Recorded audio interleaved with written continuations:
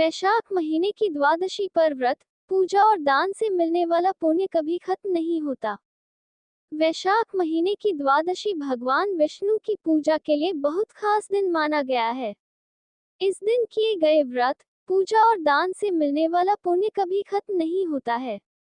पद्म पुराण में लिखा है कि वैशाख महीने के शुक्ल पक्ष की द्वादशी तिथि पर एक चांडाल भगवान विष्णु की कमल से पूजा करके पुण्यवान और राजा बन गया था। वराह पुराण के मुताबिक इस तिथि पर तांबे की उत्पत्ति हुई थी। ये धातु भगवान विष्णु की तपस्या करने वाले असुर के मांस से बनी। इसकी कथा है कि एक असुर ने सालों तक भगवान विष्णु की तपस्या कर वरदान में मांगा कि मरने के बाद मेरे शरीर की भी पूजा हो। भगवान विष्णु ने ये ही वरदान दिया। जब देवताओं और असुरों का युद्ध हुआ तो उस राक्षस को भगवान विष्णु ने ही अपने चक्र से मारा। फिर उस राक्षस के मांस से तांबा बना। वो राक्षस भगवान का भक्त था, इसलिए भगवान विष्णु को तांबा प्रिय है। वैशाख द्वादशी की पूजा और व्रत अग्निष्ठ होम के बराबर। वैशाख महीने के शुक्ल पक्ष की द्वादशी तिथि पर गंगा और यमुना सहित किसी भी पवित्र नदी में स्नान करने की परंपरा है। इस तिथि पर मथुरा में यमुना जल में तिल मिलाकर नहाने के बाद भगवान विष्णु की पूजा, फिर अन्न और कपड़े के साथ ही तिल का दान करना चाहिए।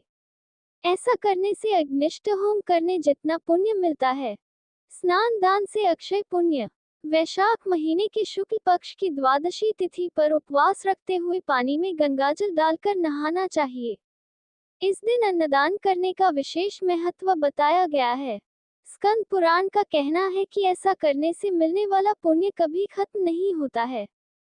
ऐसे करें पूजन। वैशाख द्वादशी पर सूर्योदय से पहले तिल के पानी से नहाएं।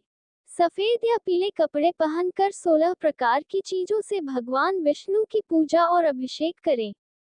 पूजा में खासतौर से तांबे के बर्तन का इस्तेमाल करें। इस बर्तन में भगवान विष्णु को स्थापित कर शंख में जल दूध भरकर अभिषेक करना चाहिए।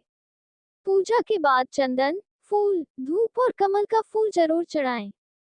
इसके बाद तुलसी पत्र चढ़ाकर केला या किसी भी मौसमी फलों का नैवेद्य लगाएं। ऐसा करने मिलने वाला पुण्य कभी खत्म नहीं होता।